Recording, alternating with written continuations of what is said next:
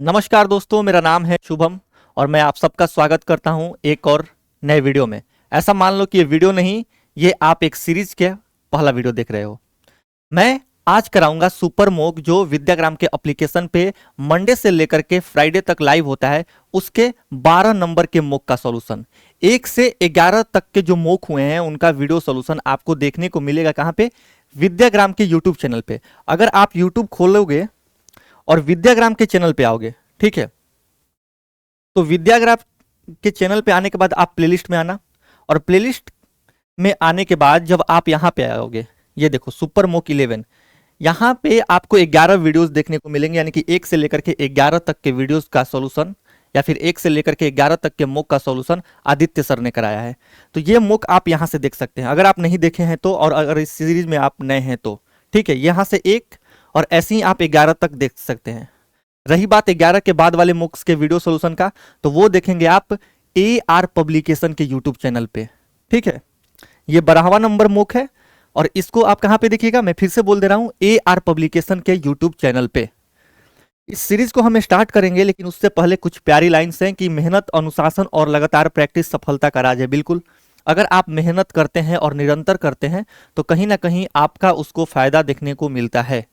अगर आप खिचड़ी पका रहे हैं और धीमी आंच पे पका रहे हैं तो मैटर नहीं करता कि आंच कितनी धीमी है। निरंतर अगर पकाते रहिएगा, निरंतर अगर उसको आंच देते रहिएगा, तो 2 घंटे लग जाए, 3 घंटे लग जाए, 4 घंटे लग जाए, चाहे देर कितना हो जाए, लेकिन वो खिचड़ी पकेगी। ये फैक्ट है। ऐसा नहीं होता कि अगर हम आज 20 घंटे मेहनत कर लिए और कल जाकर के 2 घंटे भी मेहनत नहीं किए, परसों 3 घंटे भी मेहनत नहीं किए, तो फिर उसका हमें कहीं ना कहीं नुकसान देखने को मिलता है। तो आप जो भी करिए कंटिन्यूटी में कीजिए, मतलब उस चीज को कंटिन्यू कीजिए जिसको हम परजवरेंस बोलते हैं।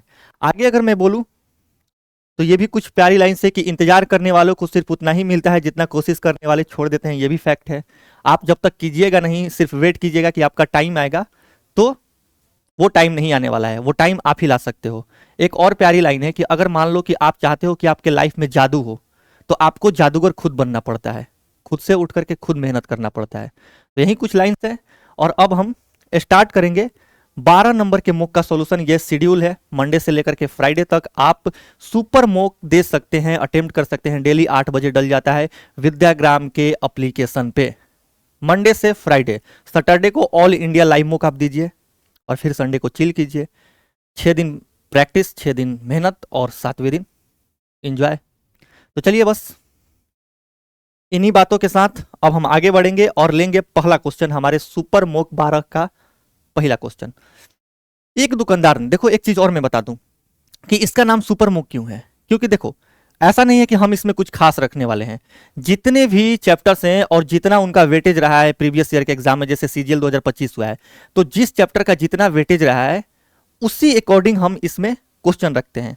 अब जैसे मान लो कि कोऑर्डिनेट ज्योमेट्री से ज्यादा क्वेश्चन पूछे गए हैं, हाइट एंड डिस्टेंस से ज्यादा क्वेश्चन पूछे गए हैं, तो आपको इसमें हाइट एंड डिस्टेंस या कोऑर्डिनेट ज्योमेट्री से लगातार क्वेश्चन देखने को मिलेंगे। लेकिन हम क्या किए हैं कि इसका लेवल थोड़ा सा इंक्रीज कर दिए हैं, क्योंकि अगर आप हार्ड लेवल को क्रैक करके जाओगे, हार्ड लेवल पे प्रैक्टिस करके जाओगे, तो एग्जाम में बहुत कम चांस है, और मैं ये गारंटी के साथ कह सकता हूं कि जो भी एग्जाम में पेपर आएगा इससे लो ही लेवल का आएगा, इतना हार्ड नहीं पूछेगा। ठीक है ना?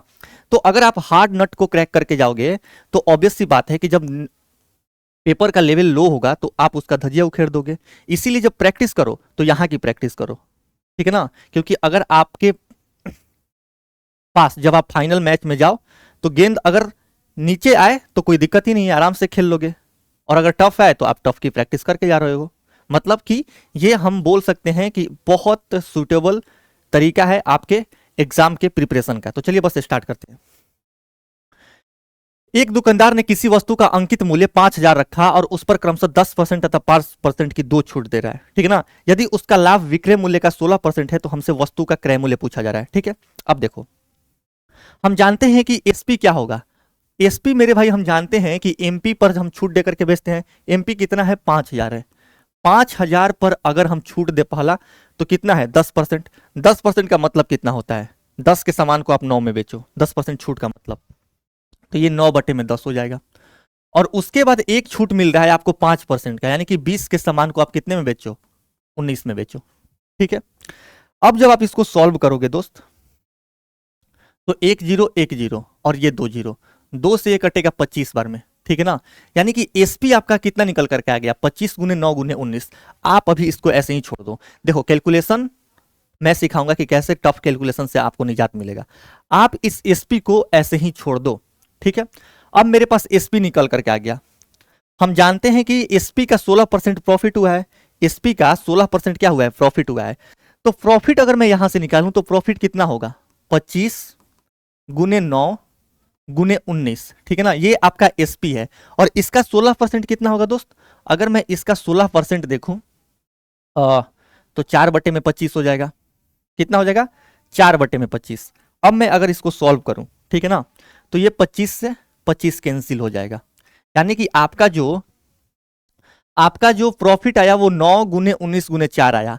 अब हम जानते हैं कि अगर हम सीपी निकालना चाहें तो सीपी क्या होता है, एसपी माइनस प्रॉफिट होता है। एसपी आपका कितना है, 25 गुने 9 गुने 19, 25 गुने 9 गुने 19, और इसमें से आपको 9 गुने 19 गुने 4 घटाना है, 9 गुने 19 गुने 4 घटाना है। देखो एक चीज आप यहां पे देख सकते हैं, 9 आपका इसमें भी आ रहा है और 9 आपका इसमें भी आ रहा है। यानी कि जो भी हमारे पास फाइनल वैल्यू आएगा हम 9 कॉमन ले लेंगे, और 9 कॉमन लेंगे यानी कि जो फाइनल आंसर होगा वो एक 9 का मल्टीपल होगा। 9 का अगर आप मल्टीपल चेक करोगे तो 5 3 8 1 9, 6 3 9, ये 9 के मल्टीपल 2 हो गए। मतलब कि हमारा 9 का मल्टीपल वाला मल्टीप्लीकेशन का फंडा यहाँ पे फेल हो गया, ठीक है। यूनिट डिजिट से जाते हैं। 5 9 45, 5 और 5 9 45, 9 81 और 5, यहाँ पे 5 आया। और यहाँ पे अगर हम देखें तो 9 गुने 9 1 और 1 गुने 4 ये 4 आया। अगर हम यूनिट डिजिट पे देखें तो 1 आएगा, लेकिन 1 भी 2 ऑप्शन में यूनिट डिजिट पे है, यानी कि यूनिट डिजिट वाला फंडा भी फेल हो गया। डिविजिबिलिटी यानी कि मल्टीप्लीकेशन रूल भी फेल हो गया। डिजिटल सम नहीं लगा सकते क्योंकि सबका अगर 9 से सब अगर 2 ऑप्शन कट रहे हैं या फिर 2 से ज़्यादा कट रहे हैं तो उनका डिजिटल सम भी 9 आएगा। यूनिट डिजिट भी फेल हो गया, यानी कि अब आपको अंत तक सॉल्व करना पड़ेगा। इसीलिए इसका नाम सुपर मोक दिया गया है कि आप ऑप्शन एलिमिनेशन बाकी मोक की तरह इजीली नहीं कर सकते हैं। देखो हम मुझे इसमें से इसको घटाना है। 25 गुने 9 यहाँ पे आ रहा है, ठीक है ना। और आप देखो 9 गुने 19, 9 गुने 19, तो मैं 9 गुने 19 कॉमन ले लूंगा। बचेगा क्या, यहाँ पे 25 और यहाँ पे 4, 25 में से 4 घटा दो तो ये 21 आ जाएगा। यही आपका सही उत्तर होगा, ठीक है। अब आप सॉल्व करो।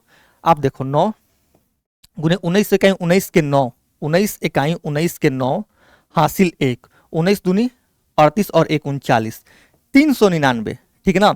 अगर मान लो कि मैं इसको 400 मानूं और 400 को 9 से मल्टीप्लाई करूं तो 3600, लेकिन ये एक कम है, कितना बार, 9 बार, तो 3600 में से मैं 9 घटा दूंगा, यानी कि ये 3591 हो जाएगा। ऐसे आपको कैलकुलेशन टैकल करने पड़ेंगे, यानी ये नहीं कि आप इसको फिर से मल्टीप्लाई करो, इसको मल्टीप्लाई करो। जब आप देख रहे हो कि 9 गुने 19 आ रहा है तो इसको कॉमन ले लो। ये तरीका होता है जिससे आप हार्ड कैलकुलेशन को भी बहुत जल्दी कर सकते हैं। चलते हैं नेक्स्ट क्वेश्चन पे। दो वृत्तों की त्रिज्याएं क्रमशः 13 सेंटीमीटर और 5 सेंटीमीटर है तथा उनके केंद्रों के बीच की दूरी कितनी है, बीच की दूरी 20 सेंटीमीटर है, ठीक है ना। तो हमसे पूछा जा रहा है कि उनके प्रत्यक्ष एवं अनुप्रस्थ उभयनिष्ठ स्पर्श रेखाओं की लंबाई का अंतर ज्ञात कीजिए। मतलब कि हमसे डीसीटी और टीसीटी का क्या पूछा जा रहा है, डिफरेंस पूछा जा रहा है। देखो अगर हम दो सर्कल का डीसीटी निकालें और टीसीटी निकालें तो आपको एक चीज हमेशा याद रखना पड़ेगा, क्या कि डीसीटी जो होगा ना दो सर्कल का, अगर हम डीसीटी निकालेंगे तो ये डीसीटी बड़ा होगा हमेशा उसी दो सर्कल के टीसीटी से। अगर आप किसी बढ़िया टीचर से पढ़े हैं तो आपको मैं उम्मीद करता हूं कि ये चीज बताया होगा, वो बताए होंगे वो टीचर, ऐसे नहीं बोलते हैं, ठीक है। यानी कि डीसीटी हमेशा आपको किससे बड़ा होगा, टीसीटी से। हमें निकालना क्या है, हमें निकालना है डीसीटी माइनस टीसीटी। यानी कि दोस्त हम ये बोल सकते हैं कि पहला वाला टर्म दूसरे वाले टर्म से बड़ा होगा। अब देखो ये 2√21 है और ये 4√19 है, इसमें दूसरा वाला टर्म पहले वाले टर्म से बड़ा है, तो आप दो ऑप्शन काट सकते हो, ठीक है ना। ये सही है क्योंकि इसमें डीसीटी बड़ा है टीसीटी से। ये भी सही है, डीसीटी बड़ा है टीसीटी से। ये गलत है, ठीक है। मतलब कि इस बेस पे भी हम क्या करेंगे, दो ऑप्शन को उड़ा देंगे।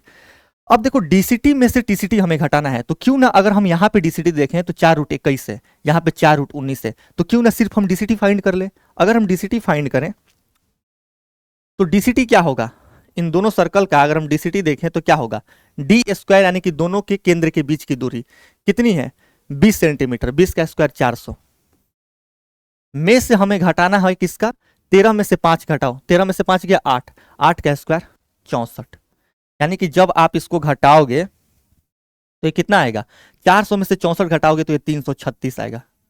336 का मतलब क्या होता है, 336 को आप लिख सकते हो 16 गुने 21, 16 गुने 21, यानी कि अगर आप देखो तो 16 का 16 और 16 दूनी 32 और 1 33, 16 का ये 4 बाहर ले लो, यानी कि 4√21 आपका क्या होगा, डीसीटी आएगा। अब देखो इसमें 4√19 आ रहा है, क्या डीसीटी में कभी 19 आ रहा है, रूट के अंदर नहीं आ रहा है, तो आप इस ऑप्शन को भी काटिए।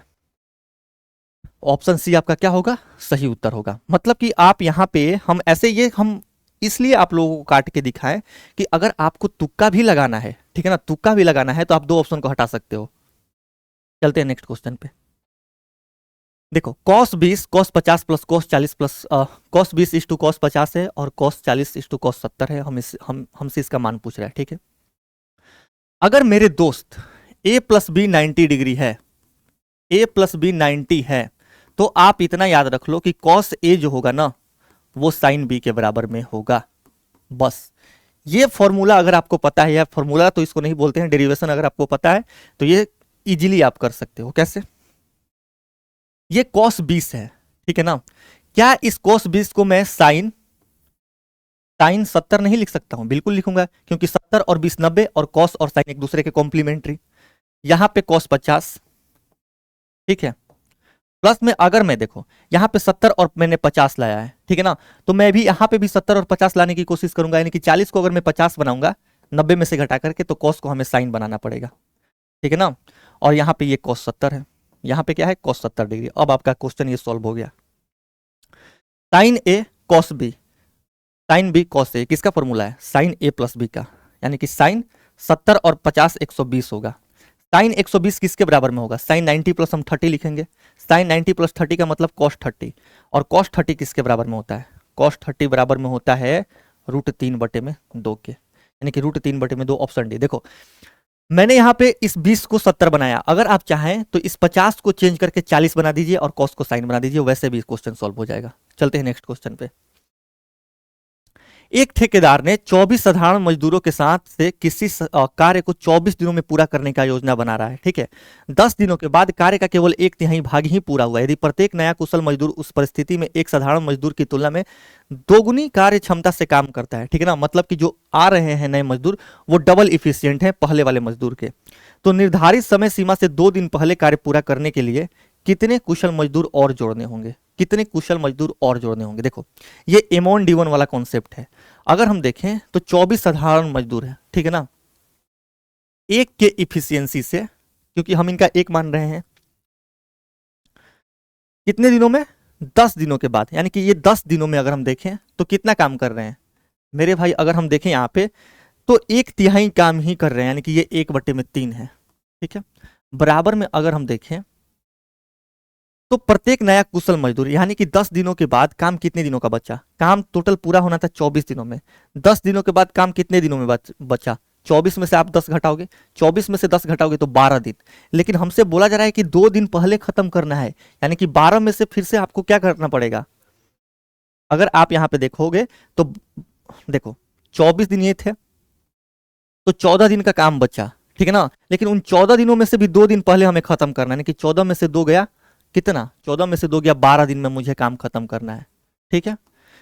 मजदूर मैंने कुछ और लाया है, तो ये 24, मान लो कि मैंने x मजदूर लाया है और सबकी इफिशियंसी पहले वाले की डबल है, तो ये मैं 2x कर दूंगा, ये 24 + 2x मजदूर हो गए, ठीक है ना।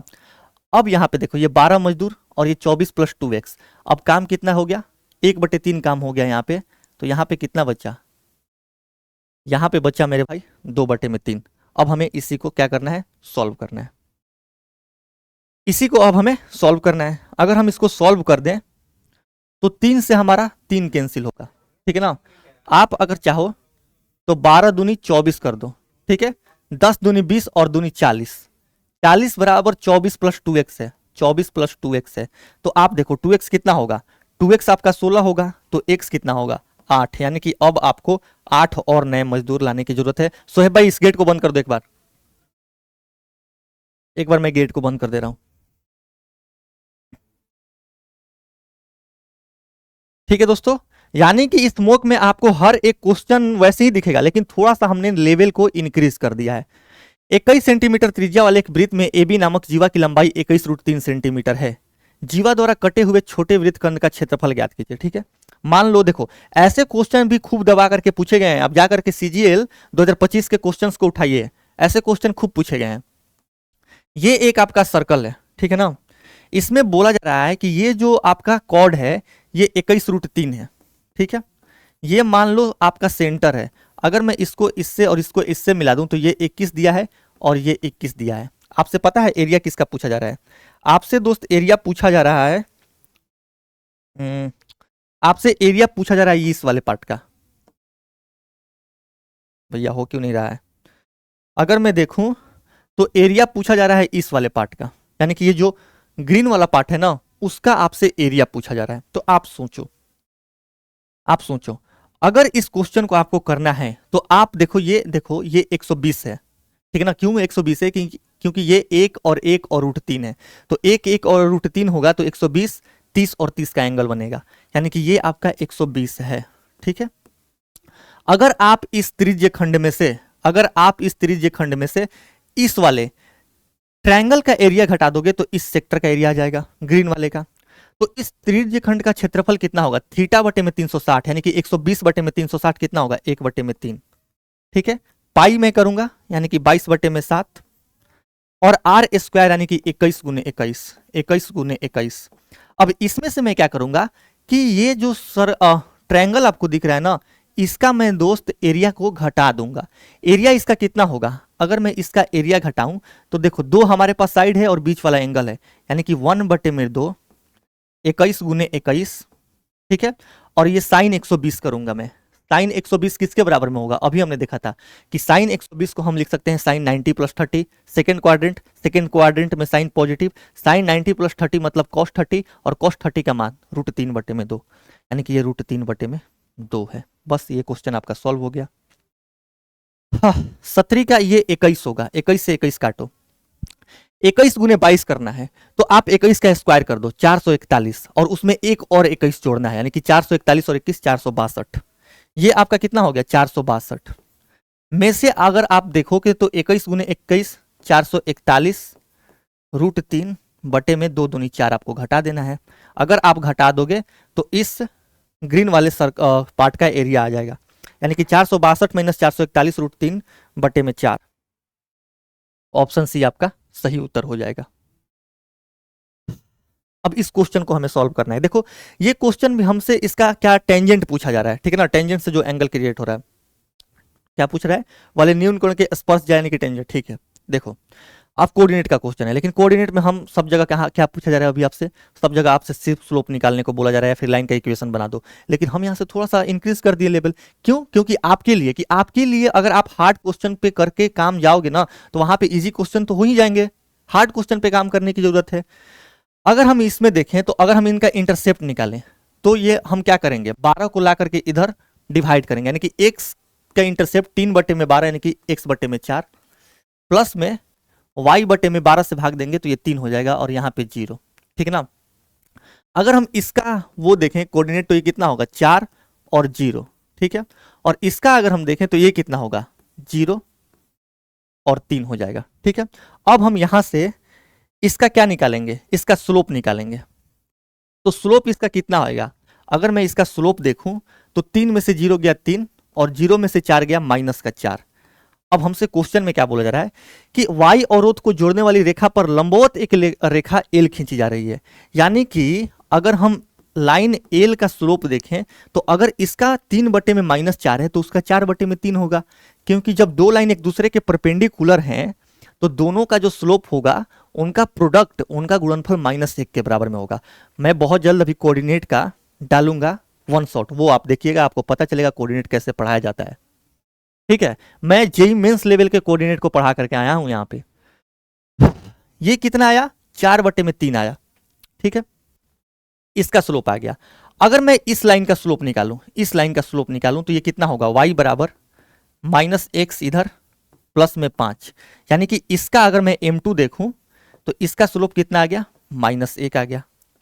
m2 कितना आ गया? -1 आ गया। ये तो अब हम अगर tan थीटा निकालें तो वो क्या होता है?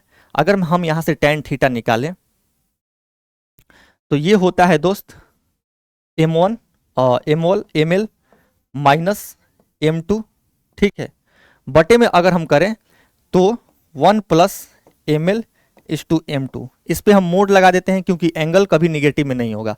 अब देखो 4/3 में से अगर हम -1 घटाएंगे तो ये 4/3 प्लस 1 हो जाएगा, 4/3 प्लस 1 हो जाएगा। और 1 प्लस अगर हम देखें तो एम एल कितना है 4/3 और ये -1, यानी कि 1 माइनस 4/3 हो जाएगा, 1 माइनस 4/3 हो जाएगा। आप इस पे मोड लगा दो। अगर आप ऊपर वाले को सॉल्व करोगे तो ये 7/3 आ जाएगा, और अगर आप नीचे वाले को सॉल्व करोगे तो ये -1/3 आ जाएगा। अब आप इसको सॉल्व कीजिए, 3 से 3 काटिए, ये -7 आएगा, बाहर निकलेगा तो tan थीटा का मान 7 आ जाएगा। ऑप्शन बी आपका सही उत्तर हो जाएगा बिना किसी दिक्कत के। चलते हैं नेक्स्ट क्वेश्चन पे। एक परिवार प्रति माह ईंधन पर होने वाला व्यय स्थिर रखता है, ठीक है ना। यानी कि अगर हम व्यय देखें तो एक्सपेंडिचर क्या होता है, प्राइस गुने कंजम्पशन होता है। तो व्यय को वो स्थिर रख रहा है, यानी कि प्राइस और कंजम्पशन एक दूसरे के इन्वर्सली प्रोपोर्शनल हो जाएंगे। अब देखो जब ईंधन की कीमत में 25% की वृद्धि होती है, यानी कि अगर हम ईंधन देखें तो 25% की वृद्धि का मतलब कि 4 से 5 हो रहा है, ठीक है ना। तो परिवार अपनी खपत 12 लीटर कम कर देता है, यानी कि खपत क्या होगा 5 से 4 होगा, 5 से 4 होगा, यानी कि 1 यूनिट कम कर रहा है। इसी 1 यूनिट का मान कितना है 12, तो 5 यूनिट का मान कितना होगा 12 5 60, यानी कि कितना 60 लीटर। तो हमसे पूछा जा रहा है यदि ईंधन का प्रारंभिक मूल्य 72 रुपये प्रति लीटर था तो परिवार का स्थिर मासिक व्यय ज्ञात कीजिए। यानी कि अगर हम देखें तो 60 गुने 72 कर देंगे तो हमारा टोटल एक्सपेंडिचर निकल करके आ जाएगा। यानी कि अगर हम देखें तो 6 दूनी 12 का 2 हासिल 1, 6 7 42 और 1 43, ठीक है ना। और इस पे मैं 1 जीरो बैठा दूंगा, यानी कि 4320 आपका सही उत्तर होगा। देखो एक और बात मैं बता रहा हूं, मैं जानता हूं कि कोई भी अगर मैं टोटल एक्सपेंस निकालूंगा तो उसमें मुझे 72 से मल्टीप्लाई करना होगा। 72 9 का मल्टीपल है, तो मैं डायरेक्ट 9 का मल्टीपल चेक कर सकता था, लेकिन प्रॉब्लम यह है कि ऑप्शन ए भी 9 का मल्टीपल है, ऑप्शन सी भी 9 का मल्टीपल है, ऑप्शन डी भी 9 का मल्टीपल है। तो मल्टीप्लीकेशन रूल यहाँ पे बार बार आप लोग देख रहे हैं कि इस मॉक के क्वेश्चन में फेल हो जा रहा है, यानी कि ऑप्शन एलिमिनेशन इस मॉक में उतना आसान नहीं है। 24 सेंटीमीटर ऊंचाई और 12 सेंटीमीटर आधार त्रिज्या वाले एक समवृत्तीय शंकु के सिर से 8 सेंटीमीटर ऊंचाई वाला एक छोटा शंकु काट दिया जाता है, जिससे एक छिनक प्राप्त होता है। इस छिनक को पिघलाकर 8 सेंटीमीटर त्रिज्या वाले एक बेलन में ढाला जाता है। तो बेलन की हमसे ऊंचाई पूछी जा रही है। अब आप इस क्वेश्चन को थोड़ा आराम से देखो।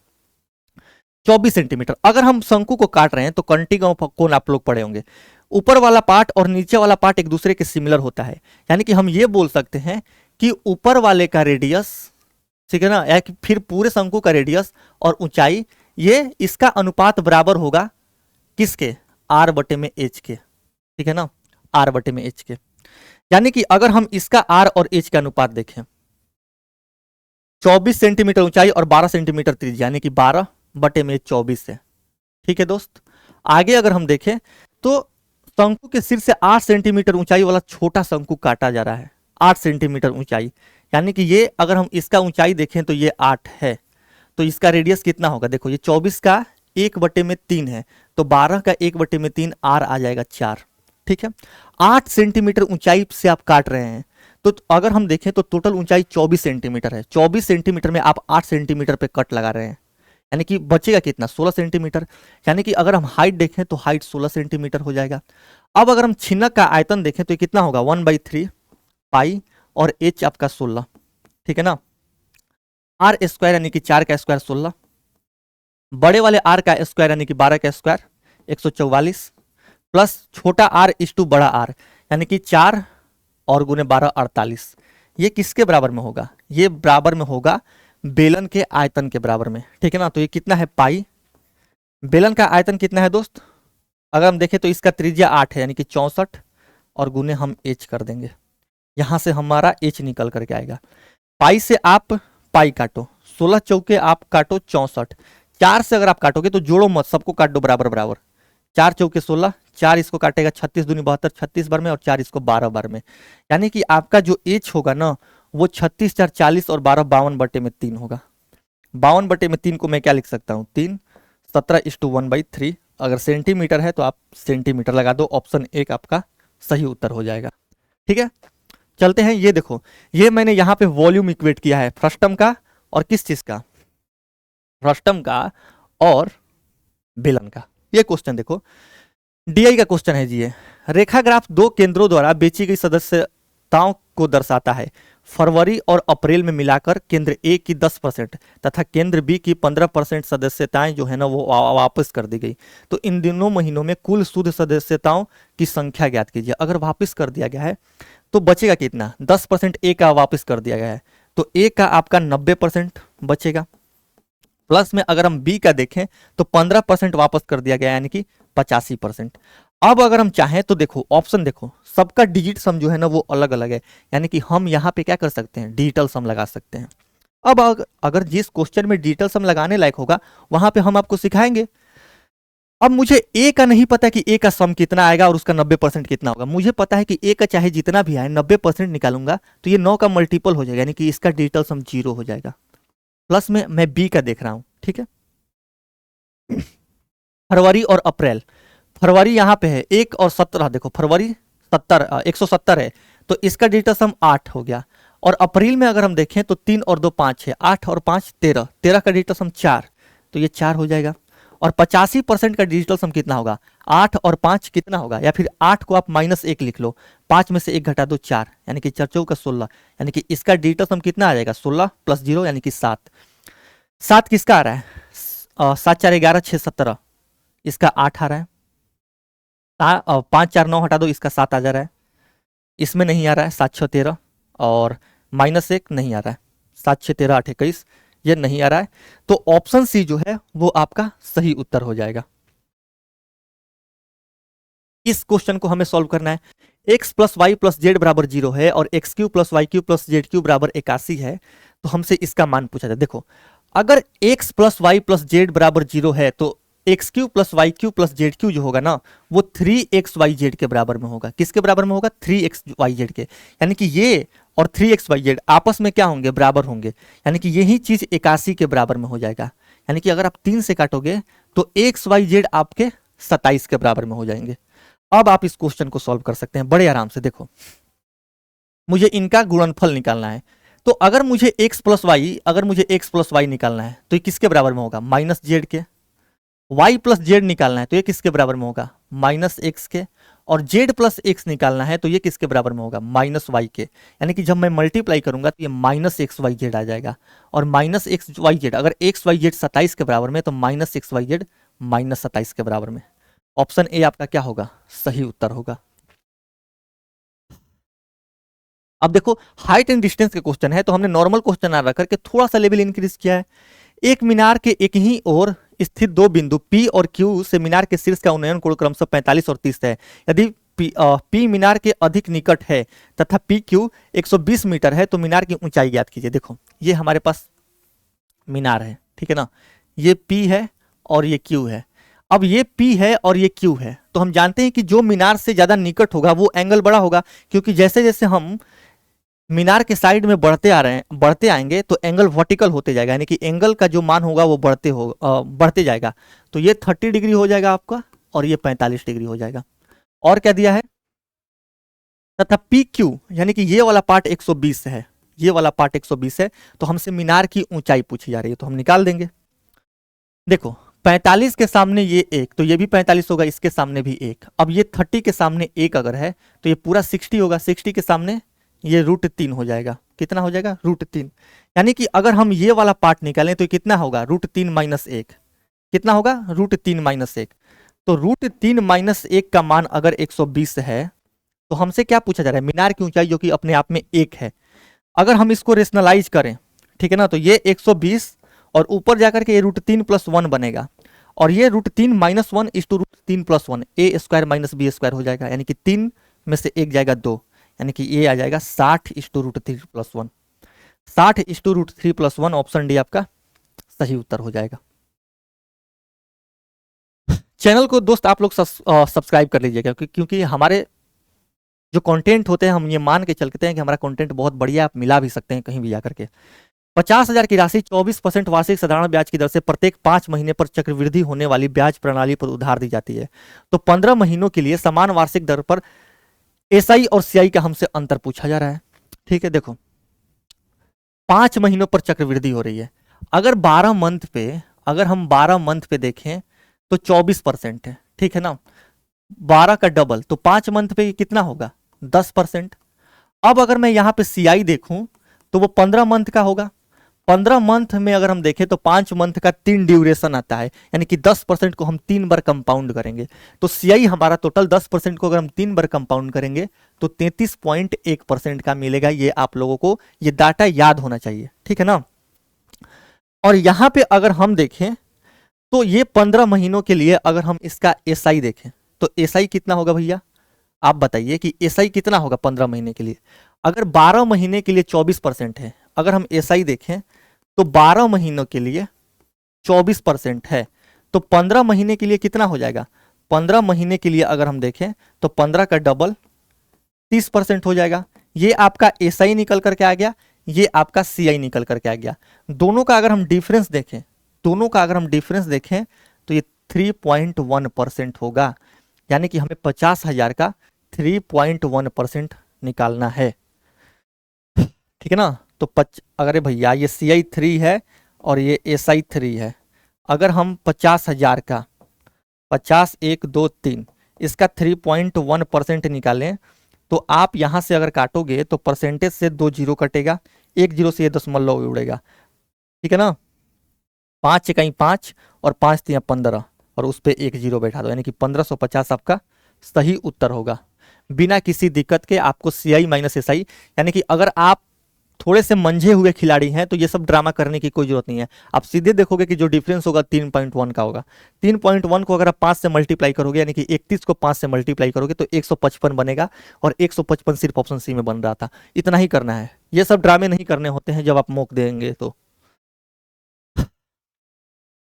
देखो एक त्रिभुज, प्रिज्म के आधार त्रिभुज की जो भुजाएं हैं वो 13, 14 और 15 सेंटीमीटर है। यदि प्रिज्म की ऊंचाई 20 सेंटीमीटर है तो उसका कुल पृष्ठीय क्षेत्रफल, कुल पृष्ठीय क्षेत्रफल प्रिज्म का क्या होगा, टी से अगर हम देखें तो 2 गुने एरिया ऑफ बेस प्लस में एल से हम करते हैं।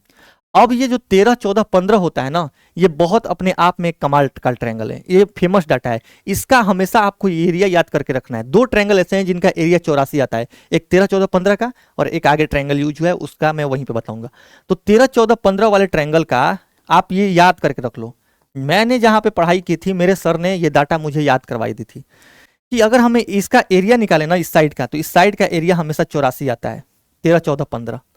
यानी कि अगर हम देखें तो 2 गुने बेस का एरिया, यानी कि अगर ट्रायंगुलर बेस है तो 2 गुने मैं क्या कर दूंगा 84 प्लस में एल से। अब प्रिज्म एक सिमेट्रिकल फिगर है तो एल से क्या होगा, पेरीमीटर ऑफ बेस। तो पेरीमीटर देखो, पेरीमीटर बेस क्या होगा, तीनों भुजाओं का सम। अब हम तीनों भुजाओं को जोड़ेंगे नहीं, 13, 14, 15 तीनों लगातार संख्या हैं, तो बीच वाला ही इनका एवरेज होगा, यानी कि 14। 14 को 3 से मल्टीप्लाई कर दो, यानी कि सम आ जाएगा, तो 14 3 42, ठीक है ना। और गुने हाइट आप 20 कर दो, 84 दूनी 168, ठीक है। और ये 42 दूनी 840, यानी कि अगर आप जोड़ोगे तो आप सिर्फ यूनिट डिजिट पे काम कीजिए, 808 लास्ट में आएगा, यानी कि ऑप्शन बी। आप ऐसे जोड़ोगे तो वो 1008 ही आएगा, यानी कि ऑप्शन बी आपका सही उत्तर होगा। अगर कोई भी किसी भी प्रकार का दिक्कत हो आप कमेंट में लिख सकते हैं। किसी बहुभुज के अंतः कोणों का योग एक सम बहुभुज के बाह्य कोणों के योग का 7 गुना है, तो उस बहुभुज के विकर्ण की संख्या ज्ञात कीजिए। देखो अगर हम किसी भी पॉलीगन के इंटीरियर एंगल का सम निकालें तो क्या होता है n-2 = 180, ठीक है ना। अब ये दिया गया है कि एक षटभुज के बाह्य कोणों के योग का 7 गुना। दुनिया का चाहे कोई भी पॉलीगन हो, चाहे ट्रायंगल हो या फिर हेक्सागोन हो, ऑक्टागोन हो, चाहे कोई भी हो, पेंटागोन हो, चाहे उस पॉलीगन के साइड 100 ही क्यों ना हो, हर एक पॉलीगन के जो एक्सटीरियर एंगल का सम होता है वो 360 होता है। मुझे नहीं पता ये षटभुज है, मुझे पता है कि ये पॉलीगन है, तो इसके एक्सटीरियर एंगल का सम 360 होगा, लेकिन इसका 7 गुना तो मैं यहाँ पे 7 से मल्टीप्लाई कर दूंगा। अब मैं सॉल्व करूंगा, ठीक है ना। अब अगर मैं सॉल्व करूं तो 180 से इसको काट दूंगा, तो n कितना निकल करके आ जाएगा, 7 दूनी 14 और ये 2 जा करके जुड़ेगा, यानी कि n आपका 16 आ गया। विकर्णों की संख्या, विकर्ण कितने होते हैं, n/n-3 बट्टे में 2, तो ये कितना होगा 16, ठीक है ना। नंबर ऑफ डायगोनल मैं निकाल रहा हूं यहाँ पे, तो 16 गुने 16 में से 3 गया 13, 13/2। अब मैं डायरेक्ट 13 का मल्टीपल देखूंगा और 13 का मल्टीपल ऑप्शन बी है। ठीक है, नंबर ऑफ डायगोनल का ये फॉर्मूला कैसे बने सब कुछ मैं बता दूंगा। मुझे एक बार फाउंडेशन पढ़ा दी है मैंने, और एक बार अच्छे से और पढ़ाऊंगा तब आपको पता चलेगा। ठीक है, इस क्वेश्चन को हम देखते हैं कि एक संख्या को 8, 7, 6 से भाग दिया जाता है तो प्रत्येक भाग में शेषफल क्रमशः 5, 4 और 3 प्राप्त होता है तथा अंतिम भागफल जो है वो 9 प्राप्त होता है। ठीक है, मूल्य संख्या में न्यूनतम कितनी संख्या जोड़ी जानी चाहिए ताकि तीनों भागों में शेषफल 0 हो जाए। तीनों भागों में शेषफल 0 वो बोल रहा है, और अंतिम भागफल 10 प्राप्त हो। देखो ये मैंने बना दिया, ठीक है ना, 8, 7 और मैंने 6 से भाग दी। कितना आ रहा है अगर हम देखें रिमाइंडर तो 5, 4 और 3 आ रहा है। ठीक है ना, अगर अंतिम भाजक में देखूं या फिर अंतिम भागफल देखूं, माफ करना, तो ये 9 है। अब मैं इसको सॉल्व करूंगा। भाज्य बराबर क्या होता है, भाजक गुने भागफल जोड़ शेष, यानी कि भाजक गुने भागफल 54 और 3 57। 57 गुने 7 करूंगा मैं तो 50 7 होता है 350 और 7 7 49 यानी कि 399, और 399 और 4 403। ठीक है, 403 को अगर मैं 8 से मल्टीप्लाई कर दूं तो ये 3224 होगा, और 3224 में अगर मैं 5 जोड़ दूं तो ये 3229 हो जाएगा, 3229 हो जाएगा। ठीक है, ये हमारा एक का हिसाब किताब हुआ। अब हमसे बोला जा रहा है क्या कि मूल संख्या में न्यूनतम कितनी संख्या जोड़ी जानी चाहिए ताकि तीनों भाग में शेषफल 0 हो तथा अंतिम भागफल 10 हो। तो यहां पर भाज्य क्या होगा, भाज्य होगा मेरे भाई भाजक गुने भागफल जोड़ शेष, लेकिन भाजक हम लास्ट वाला लेंगे क्योंकि अंतिम भागफल बोल रहा है। तो 10 गुने 6 60 और एक शेषफल जोड़ेंगे तो 10 गुने 6 60 प्लस 0 जोड़ेंगे तो ये कितना हो जाएगा 60। अब फिर से हम 60 गुने 7 ये वाला 7 और 0 जोड़ेंगे तो ये कितना होगा 420। 420 को अगर मैं 8 से मल्टीप्लाई करूं तो ये कितना होगा, और इसमें 0 जोड़ दूं तो 8 0 0, 8 दूनी 16 के 6 हासिल 1 और 8 चौके 32 और 1 33, 3360। हमसे बोला जा रहा है कि 3229 और 3360 का डिफरेंस कितना है, 3229 और 3360 का डिफरेंस पूछा जा रहा है। तो ये कितना आएगा 131 आपका सही उत्तर हो जाएगा। यहां पे भी आप डिजिटल सम लगा सकते हैं, बिल्कुल डिजिटल सम लगा सकते हैं।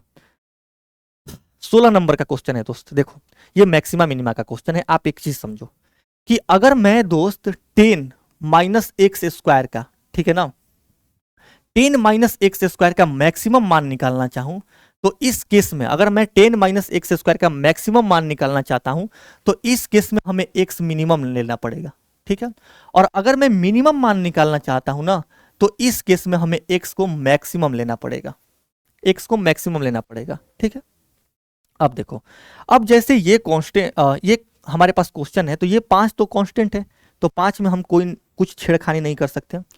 4 साइन थीटा कॉस थीटा है, क्या मैं इसको 2:2 नहीं लिख सकता हूं 4 को, यानी कि 2 गुने 2 साइन थीटा कॉस थीटा, ये कितना हो जाएगा 2 गुने 2 साइन थीटा कॉस थीटा यानी कि 2 साइन 2 थीटा, साइन 2 थीटा। अब देखो अगर आप इसको बंद कर लो, इसका अगर आप मैक्सिमम मान निकालना चाहते हो तो ये तभी निकलेगा जब इसका मान क्या हो, मिनिमम हो।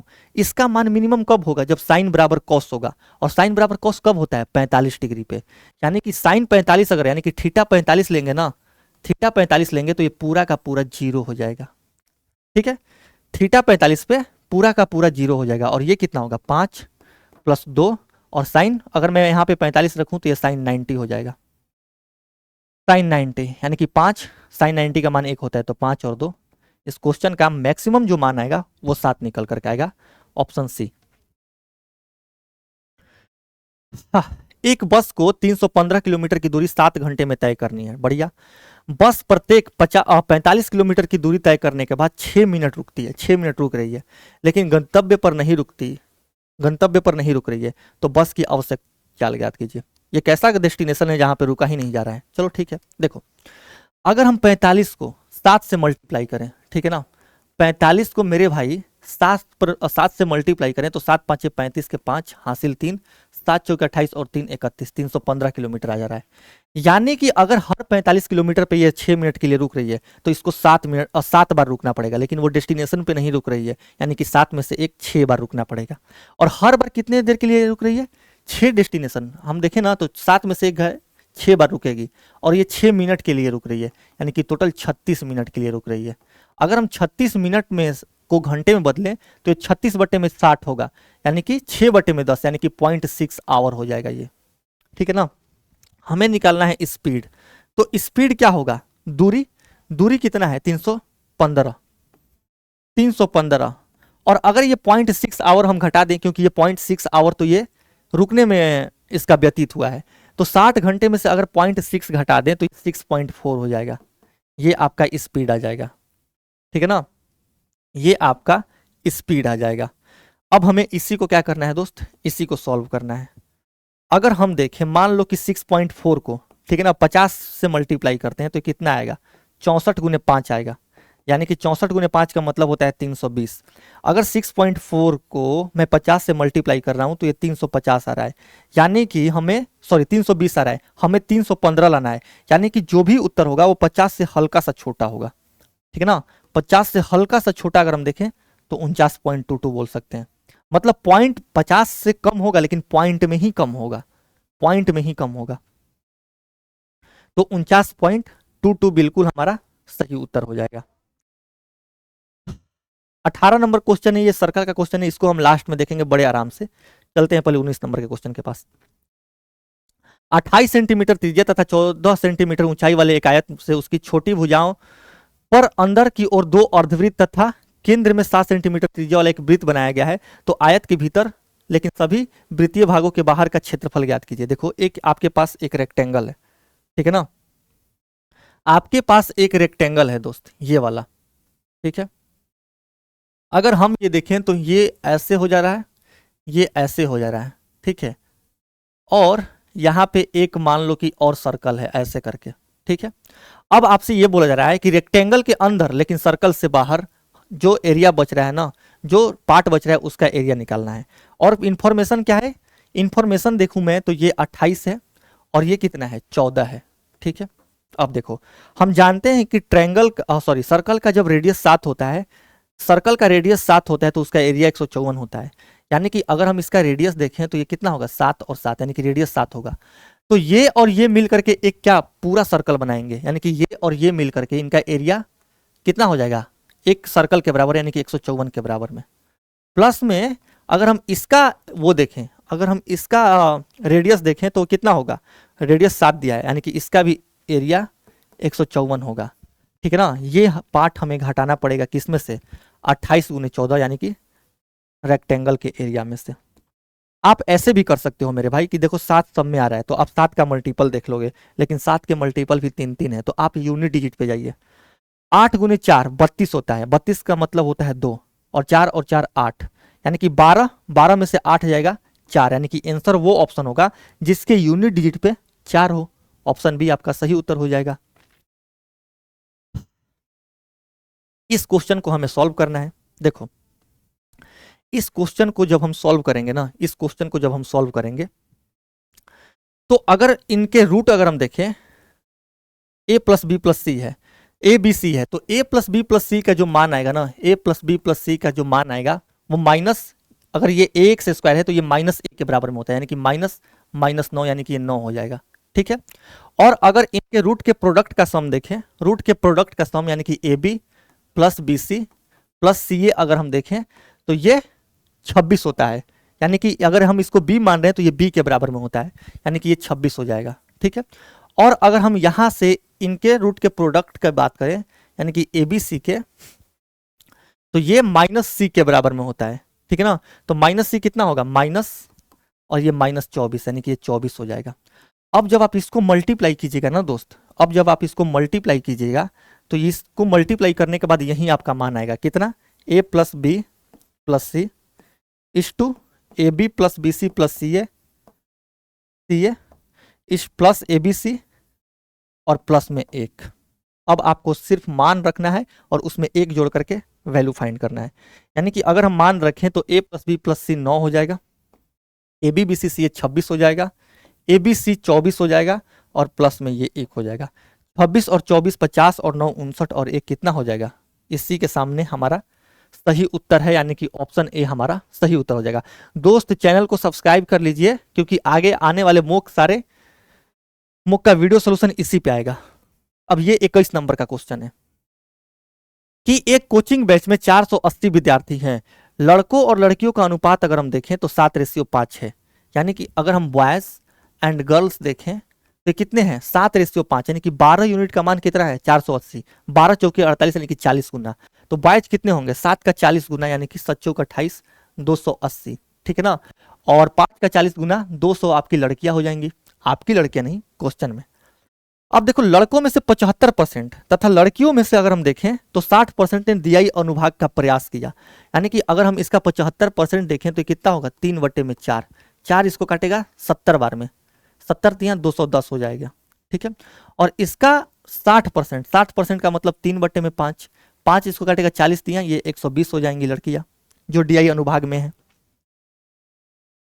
अब आप आगे बोला जा रहा है कि DI का प्रयास करने वाले विद्यार्थियों में से 20% लड़के तथा 25% लड़कियों ने पूर्ण अंक प्राप्त किए, ठीक है ना। कितना कितना, 20% लड़का और 25% लड़की, यानी कि 20% लड़का का मतलब 1/5 इसका, 210 का 1/5 कितना होगा, 5 से डिवाइड करना है तो उसको डबल करके 1 अंक बाद दशमलव लगाइए, यानी कि 210 का डबल 420, 1 अंक बाद दशमलव लगाऊंगा तो ये 42 होगा। और इसका अगर हम देखें तो इसका कितना, 25%, यानी कि इसका 1/4, इसका 1/4 कितना होगा जी, 30 होगा। तो हमसे क्या पूछा जा रहा है कि DI का प्रयास करने वाले कुल विद्यार्थियों में से कितने प्रतिशत विद्यार्थियों ने पूर्ण अंक प्राप्त किए, यानी कि कुल विद्यार्थी कितने हैं, 210 और 120, 2 और 1 3, 330। और इसमें से अगर हम देखें तो 42 और 30, 72 ऐसे हैं जो पूर्ण अंक प्राप्त कर रहे हैं। तो इसी का आपसे परसेंटेज पूछा जा रहा है। अगर आप ये सॉल्व करोगे तो आपका उत्तर आएगा 0 से 0। 3 से ये कितने बार में जाएगा, 24 बार में, और 3 से ये जाएगा 11 बार में, यानी कि 240/11, 240% बटे में 11, ये कितना होगा, 11 दूनी 22, 11 दूनी 22, 2 और 0, 11 इकाई 11, 11 अट्ठे 88, यानी कि 21.8 के आसपास आएगा, 21.8 आपका ऑप्शन डी है, ठीक है। अगर हम पॉइंट के बाद 8 देख लिए तो आगे नहीं बढ़ेंगे।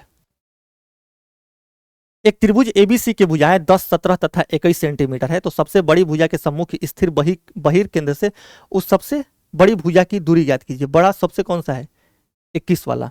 तो इस केस में जो दूरी होता है ये आप लोग पढ़े भी होंगे, ये कितना होता है, डेल बटे में S माइनस SC। ये बड़े वाले भुजा का साइड होता है, ये एरिया होता है और ये हाफ पेरीमीटर होता है।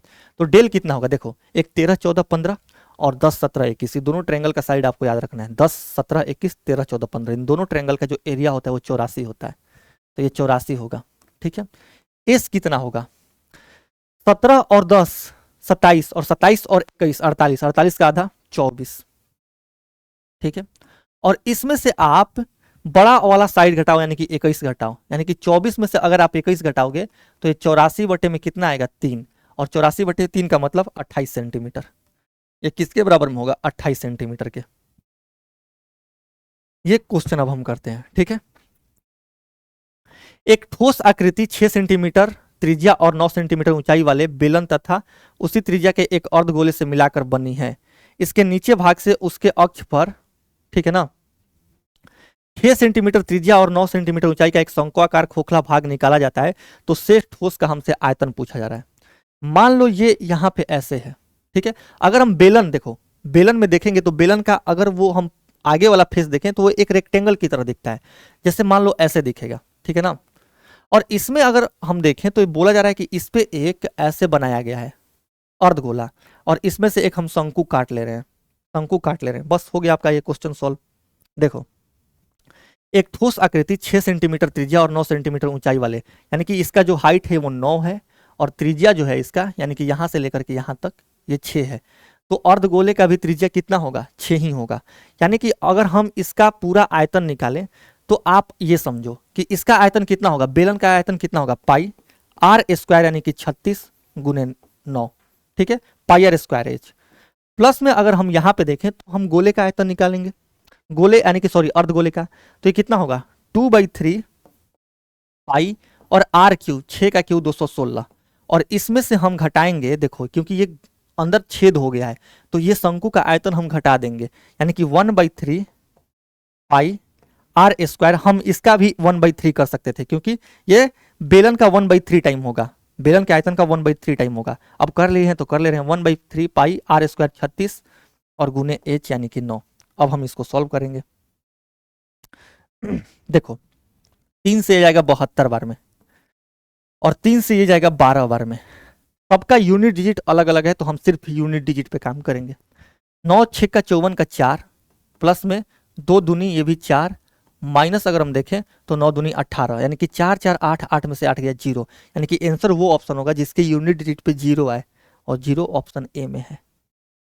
सेकेंड लास्ट क्वेश्चन, एक्स तथा वाई का धनात्मक संख्याएं हैं, ठीक है ना, पॉजिटिव नंबर है, और एक्स प्लस 2y अगर 18 है तो एक्स वाई स्क्वायर का हमसे मैक्सिमम मान पूछा जा रहा है। इस क्वेश्चन में बहुत लोग एएमजीएम लगाएंगे। आप एक चीज समझो कि अगर हम x बराबर y लेंगे ना, x बराबर y लेंगे, तो जो x प्लस वाई होगा वो आपका मिनिमम आएगा इस केस में, x बराबर y पे, और एक्स वाई जो होगा वो आपका मैक्सिमम आएगा।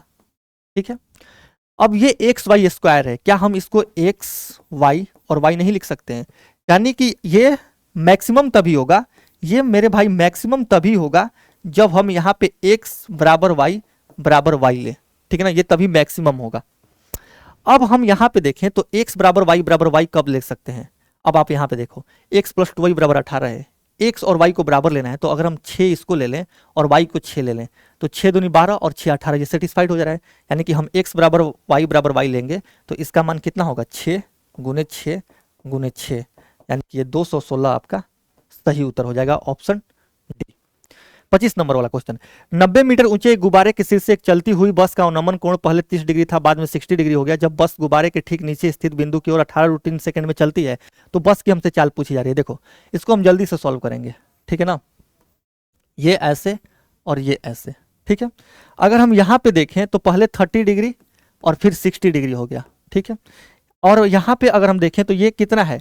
90 मीटर ऊंचा गुब्बारा है, ये मान लो कि गुब्बारा है यहाँ पे, यानी कि 60 के सामने √3 तो 30 के सामने 1, अब 30 के सामने √3 तो ये 60 होगा, 60 के सामने √3 का √3 गुना, यानी कि ये यहाँ से लेकर के 3 गुना यहाँ तक हो जाएगा, यानी कि 3 में से 1 घटा दोगे तो ये डिस्टेंस आएगा 2, यानी कि यही 2 यूनिट बस कवर की है। अब √3 यूनिट का मान 90 है, तो 2 यूनिट का मान कितना होगा? 180 बटे में √3, यानी कि 60 रूट 3। अब इस 60 रूट 3 को ये कितने देर में कवर की है? 18 रूट 3 में। तो यहाँ पे हम 18 रूट 3 से भाग देंगे, और अगर हम इसको देखें तो 18 बटे 5 से भाग दे दें तो यहाँ पे हमारा जो स्पीड होगा वो किलोमीटर पर आवर में आ जाएगा। यानी कि जब हम इसको सॉल्व करेंगे, √3 से √3, 18 से 18, 5 से जाएगा 12 किलोमीटर पर आवर, आपका ऑप्शन सी सही उत्तर हो जाएगा। एक क्वेश्चन हम छोड़े थे 18 नंबर वाला, उसको भी जल्दी से देख लेते हैं। यहाँ पे है 18 नंबर वाला क्वेश्चन जो है, ये काफी अच्छा क्वेश्चन है, इसको आप ध्यान से समझिएगा कि एक वृत्त रेखा x बराबर 1 को बिंदु 1 4 पर स्पर्श करता है तथा बिंदु q 7 8 से होकर के गुजरता है, तो उस बिंदु का समीकरण ज्ञात कीजिए। ठीक है ना, यहाँ पे एक मान लो ये क्या हो गया, ये मान लो एक सर्कल हो गया, इसको यहाँ पे कहीं ये टच कर रहा है, ठीक है, जिसका कोऑर्डिनेट आपका 1 और 4 है। ठीक है, अब अगर हम देखें तो ये लाइन हॉरिजेंटल होगा, सॉरी वर्टिकल होगा, तो अगर हम सेंटर का कोऑर्डिनेट देखें तो 1 और 4 होगा, 1 और 4 तो ये है, तो अगर y कोऑर्डिनेट देखें ये वर्टिकल होगा, तो x एक्सिस से दूरी अगर हम देखें तो वो y x एक्सिस से अगर हम दूरी देखें तो y को जो वाला कोऑर्डिनेट होगा, x कोऑर्डिनेट को हम मान लेते हैं h, ठीक है ना, और y कोऑर्डिनेट वाला डिस्टेंस तो यहाँ पे 4 ही हो जाएगा। ठीक है, और ये अगर हम ये बिंदु देखें तो ये 7 8 है जो कि सर्कल के पेरीमीटर पे है, तो आप अगर हम यहाँ से अगर देखो ये रेडियस निकाले तो क्या ये रेडियस नहीं निकल सकता है? क्योंकि ये दोनों रेडियस है तो दोनों का क्या होगा? मान बराबर होगा, यानी कि दोनों को जब हम इक्वेट करेंगे डिस्टेंस के फॉर्मूला से तो दोनों बराबर हो जाएंगे, यानी कि h-1 का होल स्क्वायर, h-1 का होल स्क्वायर प्लस में 4 में से 4 घटाओगे तो 0, 0 का होल स्क्वायर 0 हो जाएगा। ये किसके बराबर में होगा?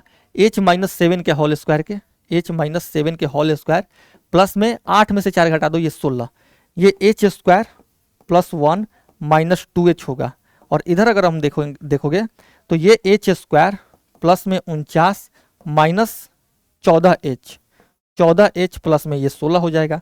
अब आप इसको सॉल्व कीजिए, अब अगर आप सॉल्व करोगे तो h स्क्वायर से आप h स्क्वायर काट दो, ठीक है ना, 2h 14 में से 2 गया, ये 12h हो जाएगा, 49 और 16 65 में से 1 गया 64, यानी कि h का अगर आप मान देखोगे तो 4 से काटो 16 और ये 3, h का मान आपका 16 बटे में 3 आ गया, एच का मान दोस्त आपका 16 बटे में 3 आ गया। अब हम इधर सॉल्व करेंगे, ठीक है ना, ऑप्शन को यहीं पे ले ले रहे हैं, एच का मान 16/3 आया। अगर हम 16/3 में से एक घटा दें, 16/3 में से अगर हम एक घटा दें तो ये 13/3 यानी कि ये क्या आ जाएगा, ये 13/3 आपका रेडियस आ जाएगा। अब रेडियस को हम इक्वेट करेंगे। रेडियस को अगर हम फॉर्मूला देखें तो कितना होगा, एच में से 7 का होल, एच में से आप 7 का स्क्वायर घटाओ, डिस्टेंस फॉर्मूला लगा रहे हैं, और 8 और 4 का डिफरेंस 4, 4 का स्क्वायर 16, ये किसके बराबर में होगा? अच्छा ये 16/3 है ना, माफ करना, ये 16/3 है। तो अगर हम यहां से देखें, ठीक है, तो ये 16/3 है और ये 7 और 8 है। तो आप यहां से भी निकाल सकते हैं, अगर हम यहीं से निकाल दे तो 16, देखो अगर ये 16/3 है और ये 4 है, तो अगर हम सर्कल का इक्वेशन बनाए तो कितना होगा, एक्स में से आपको 16/3 का होल स्क्वायर घटाना पड़ेगा, प्लस में से वाई में से दोस्त आपको 4 का होल स्क्वायर क्या करना पड़ेगा, घटाना पड़ेगा, और ये रेडियस के बराबर में आएगा, यानी कि 13/3 के स्क्वायर के बराबर में, यानी कि 169/9 आ जाएगा।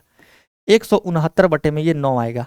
अब आप इसको सॉल्व कीजिए, कितना होगा, एक्स स्क्वायर, और एक्स स्क्वायर के बाद अगर हम देखें तो ये कितना होगा, प्लस में 256/9, 256/9 माइनस 32x/3, 32x/3, प्लस में वाई स्क्वायर, प्लस में 16 माइनस 2ab यानी कि 8y, 8y बराबर में 169 में ये 9 हो जाएगा।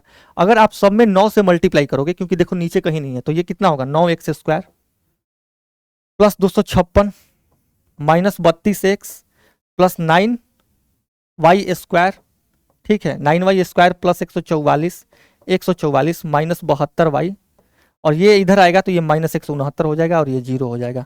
अब आप देखो, अब इस क्वेश्चन में देखो ये 3 सब जगह दिख रहा है, अगर हम 3 से भाग दें, ठीक है ना, तो 3 से भाग सब में लग सकता है, अगर हम कांस्टेंट टर्म को जोड़ भी दें तो देखो आप ऐसे देखो, अगर हम ये माइनस का 32x है, ठीक है ना, और ये माइनस का 72y, अगर हम इनका रेशियो देखें 8 से काटें या फिर 4 से भी काटें तो इनका 32x और 72y, ठीक है,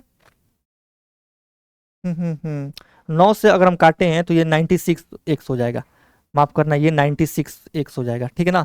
तो अगर हम 3 से काट रहे हैं तो ये 32x हो जाएगा, ये 24y हो जाएगा। 32x और 24y माइनस में अगर हम देखें तो ये 24x है, नहीं होगा, 32x इसमें आ रहा है, इसमें 16x आ रहा है, और ऑप्शन डी बचा। अब इन दोनों में अंतर देखो, यहाँ पे एक्स स्क्वायर का कोफिशिएंट 1 है और यहाँ पे 3 है, अगर हम 3 से भाग दे रहे हैं तो ये 3x स्क्वायर होगा, ना कि एक्स स्क्वायर, तो ये कट जाएगा, यानी कि ऑप्शन डी आपका क्या होगा, सही उत्तर। और यहीं पे होता है स्मोक का क्या होता है, द एंड। उम्मीद करता हूं कि आपको ये वीडियो अच्छी लगी होगी। आप चैनल को सब्सक्राइब कर लीजिए और बने रहिए हमारे साथ, इस पे बहुत सारे वीडियो जैसे आने वाले हैं, ठीक है। Thank you, all the best, मिलते हैं नेक्स्ट वीडियो में।